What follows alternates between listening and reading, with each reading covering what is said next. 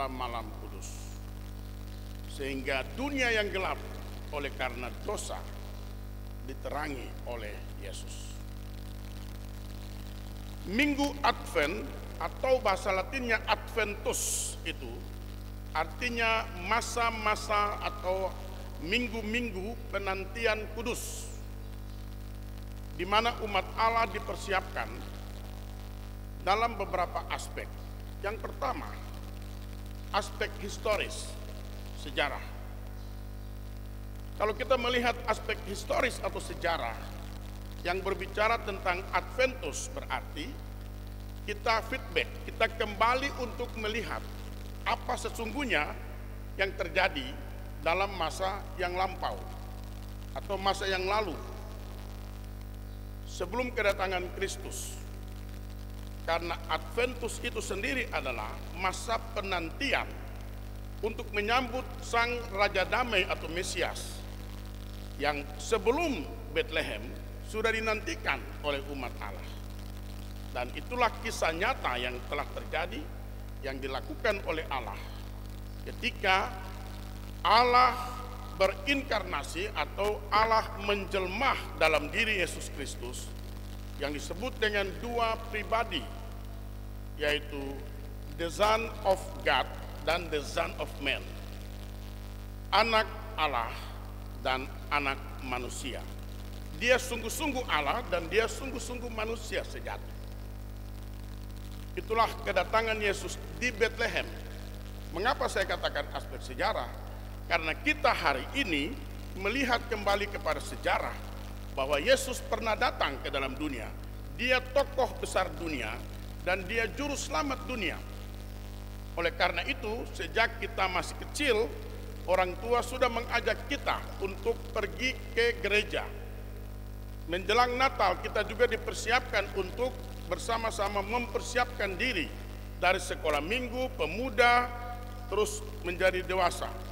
Kita diarahkan untuk memperingati hari-hari minggu penantian untuk merayakan, memperingati kembali hari kelahiran Sang Juru Selamat dunia.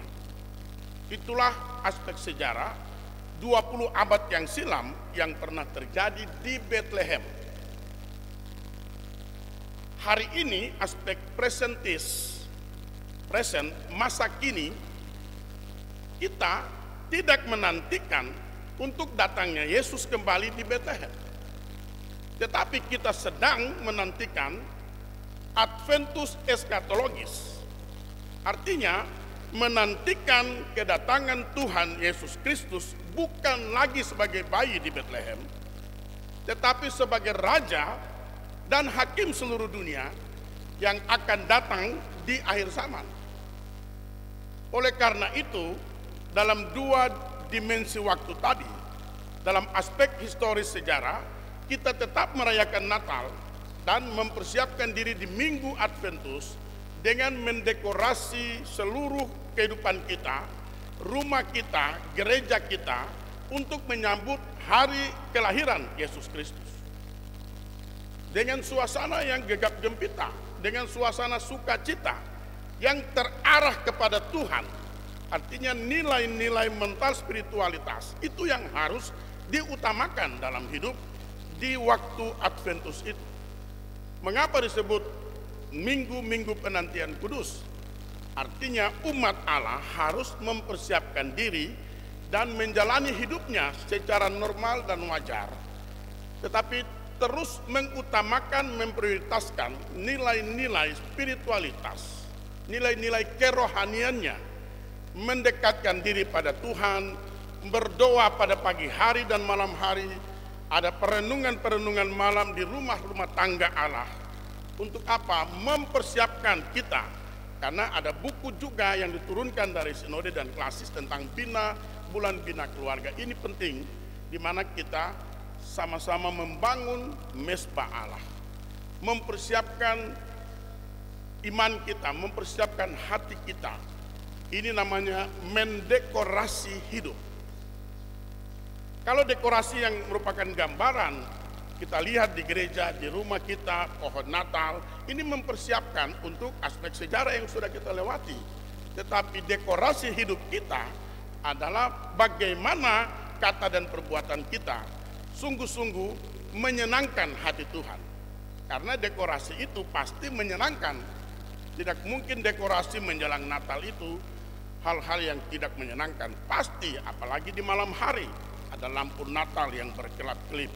Suasana Natal itu kita rasakan. Hari ini saya juga mendengar ada juga lomba-lomba hias pondok Natal. Ini juga sangat baik karena suasana itu benar-benar mengingatkan kita akan masa sejarah 20 abad yang silam, sekaligus mempersiapkan kita untuk menyambut Yesus yang datang sebagai Raja di Natal ketiga atau di akhir zaman.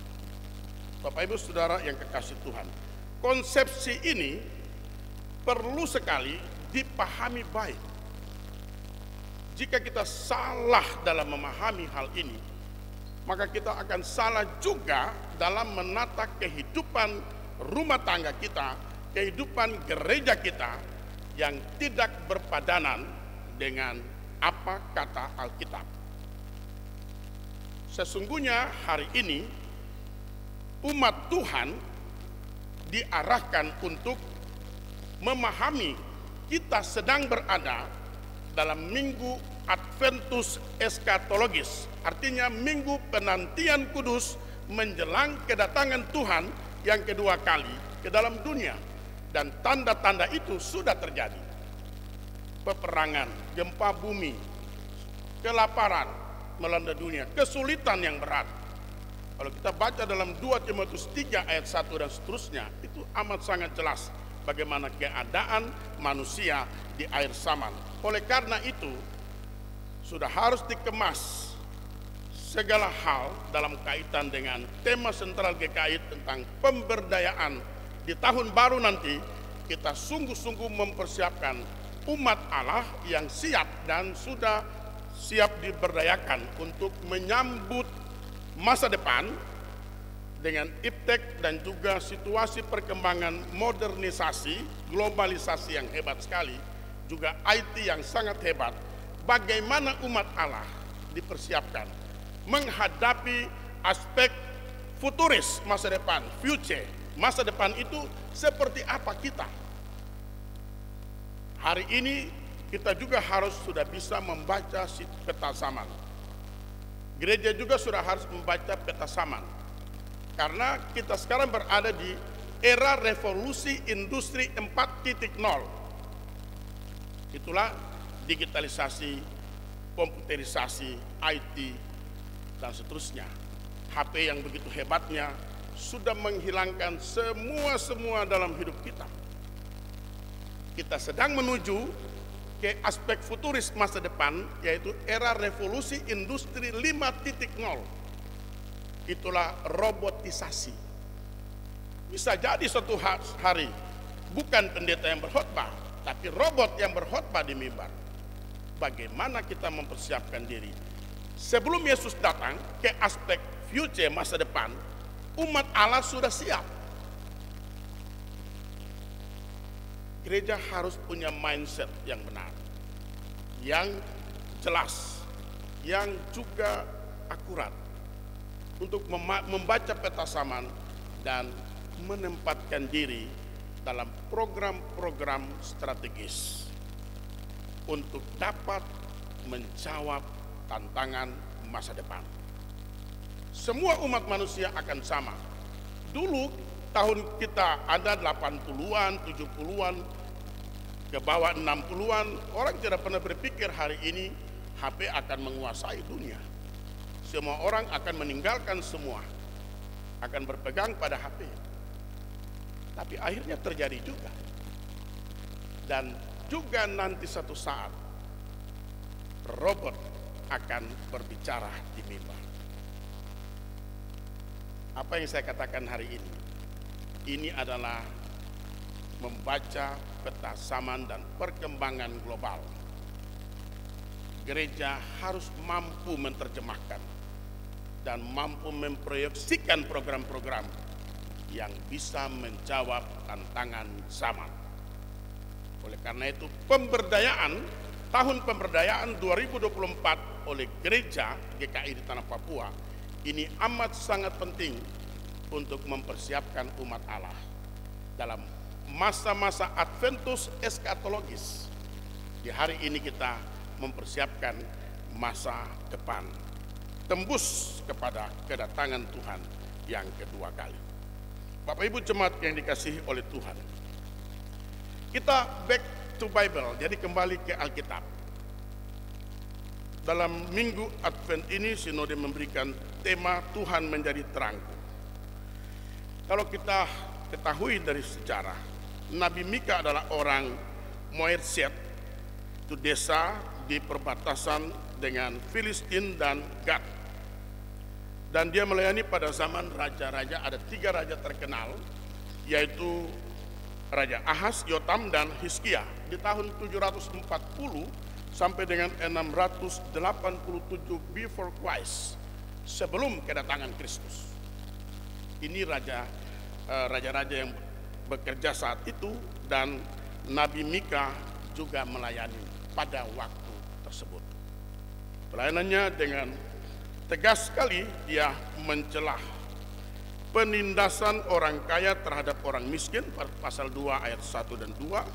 Para pemimpin yang berlaku tidak adil dalam kepemimpinannya, itu dikecam oleh Nabi Mika secara tegas pada pasal 3 ayat 9 sampai 10. Lalu juga para imam dan nabi yang selalu bukan memprioritaskan Tuhan, tapi memprioritaskan uang. Itu kita perhatikan, titik berat pelayanannya imam dan nabi bukan kepada iman dan juga kepada Tuhan, tapi kepada uang. Pasal 3 ayat 11 kita bisa baca dari kitab Nabi Mika ini. Juga Nabi Mika menubuatkan tentang hukuman Allah atas Israel, pasal 1 ayat 6 sampai 7. Dan juga atas Yehuda, pasal 1 ayat 8 dan 9, pasal 3 ayat 12. Dan nubuat yang amat sangat terkenal oleh umat Tuhan di seluruh muka bumi, pasti kita menghafalnya, yaitu Mika pasal 5 ayat 1 tentang Raja Mesias yang akan datang, tentang Bethlehem Efratah. Sudah dibuatkan ribuan tahun sebelum Yesus datang di Bethlehem. Dan itulah hebatnya nabi-nabi yang bekerja pada masa perjanjian lama. Jemaat yang dikasihi oleh Tuhan, latar belakang kita bisa melihat pasal 7 ayat 1 sampai dengan yang pasal 7 ayat 1 sampai 6, itu tentang dekadensi dan degradasi moral. Terjadi penurunan secara drastis nilai-nilai moralitas, etika. Itu sudah sangat luar biasa. Kita bisa baca, sangat hebat sekali. Orang saleh sudah hilang dari negeri. Tidak lagi ada orang jujur di antara manusia. Ayat 2 kita bisa melihat. Juga terjadi pembunuhan, ya, mengincar darah. Seorang mencoba menangkap yang lain dengan jaring, artinya menjerat orang untuk masuk penjara. Ya, ini macam-macam, ya, kita lihat kejahatan yang dilakukan, ya, moral yang sudah rusak, ya, terjadi penurunan. Lalu tangan mereka sudah cekatan berbuat jahat, pemuka menuntut, hakim dapat disuap, pembesar memberi putusan sekehendaknya, yang salah dibenarkan, yang benar disalahkan. Ini sudah terjadi, bukan hari ini dalam kondisi kita, tapi di masa Nabi Mika hidup sudah terjadi. Maka seorang nabi berbicara tegas, mengecam itu.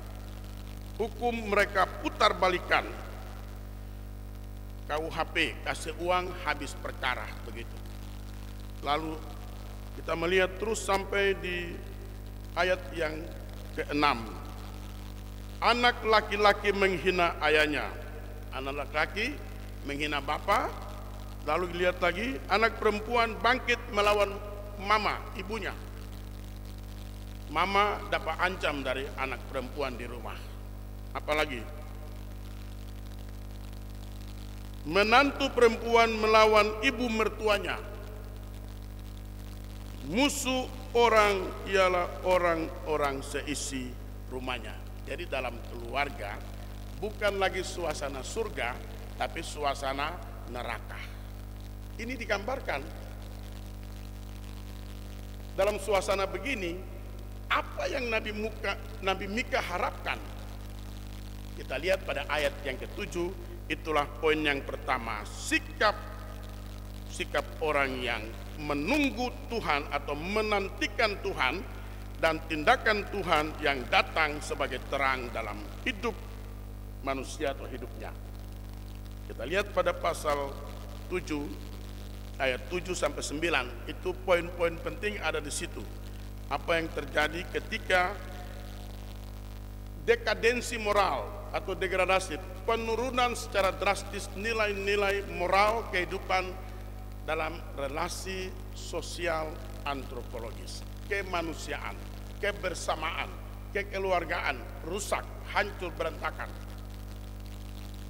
Nabi Mika mengatakan, tetapi aku ini akan menunggu-nunggu Tuhan. Advent, menanti-nantikan Tuhan. Artinya apa? Hamba Tuhan mau supaya Tuhan datang melakukan sesuatu supaya ada perubahan ini, supaya jangan mereka semua hancur berantakan, kehidupan kacau balau dalam dunia ini, supaya semua berjalan benar sesuai dengan apa maunya Tuhan. Itu kita bisa lihat sampai dengan ayat pasal 7 ayat 7 sampai dengan ayat 9 itu. Kata aku saja itu ada 17 kali disebutkan. Aku disebutkan dalam bagian pembacaan kita ini. 7 sampai dengan 13 disebutkan oleh Nabi Mika. Tapi juga kata akan yang merupakan sebuah kerinduan, tapi juga nubuat bahwa sesuatu yang belum terjadi tapi nanti terjadi.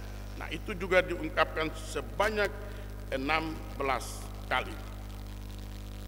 Sebuah masa depan yang ada karena kedatangan Sang Terang atau Mesias, Raja Damai, di mana Yesus juga menyebutkan hal tersebut di dalam Injil Yohanes pasal 8 yang tadi telah saya bacakan pada ayat yang ke-12, akulah terang dunia. Mika sudah menubuatkan, dan hal itu dinubuatkan di tahun sebelum kedatangan Yesus. Bapak Ibu saudara-saudara kekasih Tuhan, itu poin yang pertama, bagaimana sikap orang-orang yang menantikan Tuhan di masa Adventus ini. Yang kedua, bukti kuasa Allah, Sang Terang dunia dalam proses reformasi dan transformasi dalam hidup manusia. Pada ayat 10 sampai 12 mengungkapkan hal-hal tersebut untuk kita melihat dengan luar biasa. Ketika raja itu datang, ketika Sang Terang itu datang, maka terjadi perubahan besar-besaran, terjadi perombakan dalam hidup manusia. Dan itu kita perhatikan pada ayat 10 sampai 12. Musuh akan melihatnya dan dengan malu ia akan menutupi mukanya. Dia akan berkata, di mana Tuhan Allahmu? Mataku akan memandangi dia. Sekarang ia diinjak-injak seperti lumpur jalan. Ayat 11 kita perhatikan, akan datang suatu hari bahwa pagar tembokmu akan dibangun kembali. Ini gambaran kiasan tentang kehidupan yang sudah rusak dan hancur. Pagar tembok akan dibangun kembali. Terjadi sebuah restorasi, terjadi sebuah perubahan atau reformasi dan transformasi. Ini yang sangat luar biasa. Ketika Allah hadir, maka ada perubahan dalam hidup manusia. Manusia berjumpa dengan Allah maka terjadi sebuah keajaiban, pertobatan yang dulu tinggal, yang sekarang yang baru datang. Itulah yang kita lihat juga dalam kisah nyata orang-orang percaya sampai dengan rasul-rasul di perjanjian baru seperti Saulus bisa menjadi Paulus. Sejahat apapun manusia, ketika dia berjumpa dengan Yesus, Saulus menjadi Paulus. Matius pemungut cukai menjadi murid Yesus. Banyak sederet kisah nyata di mana orang berjumpa Yesus. Nikodemus sang guru besar, Yesus bilang kau harus dilahirkan kembali. Perjumpaan dengan Yesus, kedatangan Allah dalam Yesus Kristus yang dinantikan akan membawa dampak besar, membawa perubahan besar dalam kehidupan pribadi maupun kehidupan keluarga dan gereja Tuhan. Kita perhatikan di dalam ayat 11. Pada hari itu, itulah perbatasanmu akan diperluas.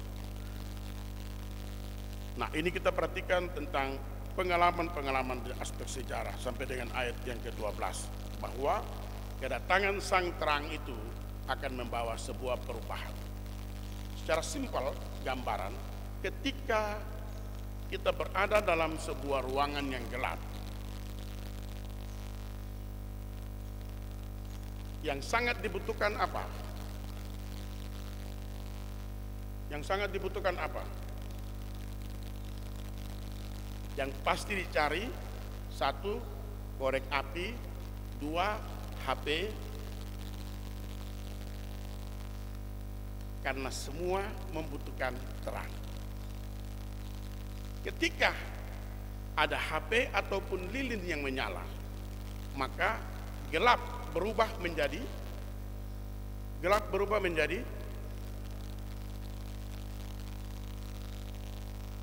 itulah gambaran, hiasan bahwa terang datang, gelap pun akan pergi.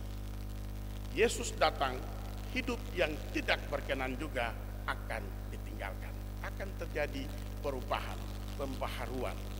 Dan pembaharuan itu bukan dikerjakan oleh manusia dengan berbagai aturan-aturannya, tapi pembaharuan itu dikerjakan oleh Allah. Dan manusia yang bergantung hidupnya pada Allah akan menerima dan mengalami pembaharuan dari Tuhan. Yang ketiga, terakhir, bumi akan rusak oleh ulah manusia sendiri. Kedatangan Tuhan sang terang akan terjadi perubahan, terjadi restorasi, terjadi reformasi, terjadi transformasi, pembaharuan-pembaharuan di segala bidang. Tetapi ada manusia-manusia yang tidak taat kepada Allah akan terus merusak bumi ini. Ketika Allah datang, maka juga terjadi sebuah rekonsiliasi atau pendamaian kembali, reconciliation. Pendamaian kembali dalam bahasa Yunani disebut kata lagi. Artinya apa?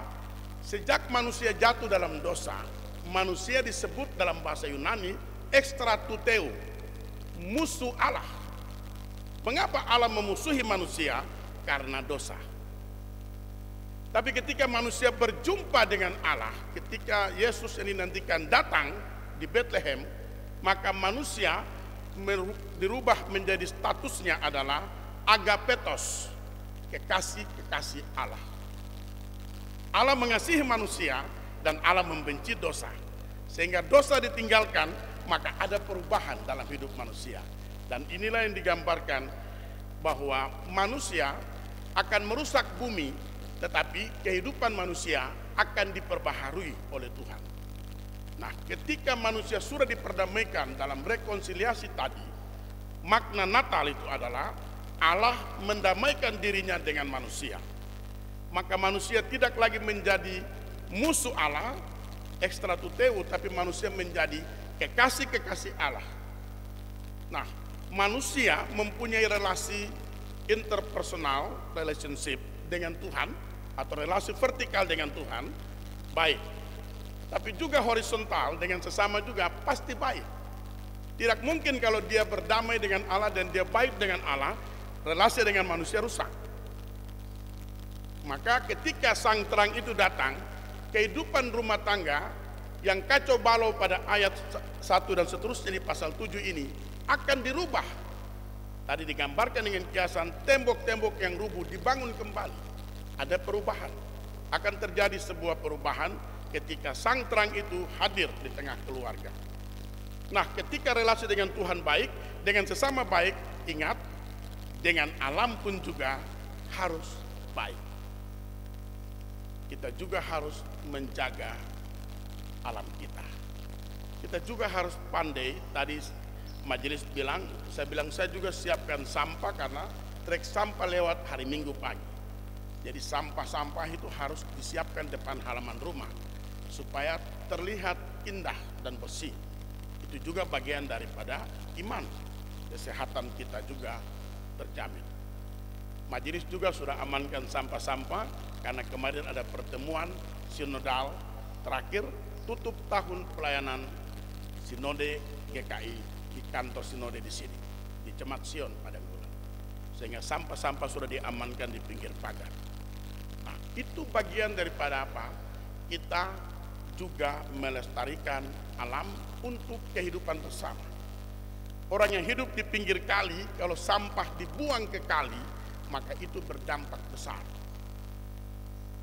Pohon-pohon ditebang semua juga berdampak besar. Hutan-hutan dibakar semua juga berdampak besar. Kenapa terjadi banjir bandang di Siklop dan di mana-mana tempat? Karena manusia sendiri merusak alam ciptaannya. Manusia punya relasi dengan Tuhan baik, dengan sesama baik, tapi dengan alam mereka tidak punya sikap yang baik. Eksploitasi terjadi di mana-mana. Oleh karena itu, marilah kita belajar untuk tidak ketika berjumpa dengan sang terang atau sang Mesias dalam menantikan dia kedatangannya. Mari kita belajar untuk juga menjaga seluruh alam ciptaan supaya hidup yang tentram dan damai yang diharapkan itu benar-benar tercipta dalam hidup kita umat manusia. Melalui firman Tuhan ini kita belajar dari tema Tuhan menjadi terangku, dan subtema kecil yang saya berikan menunggu Tuhan di masa krisis moralitas akan berdampak perubahan dalam hidup umat yang percaya. Selamat menjalani Minggu Adventus ketiga. Tuhan beserta kita.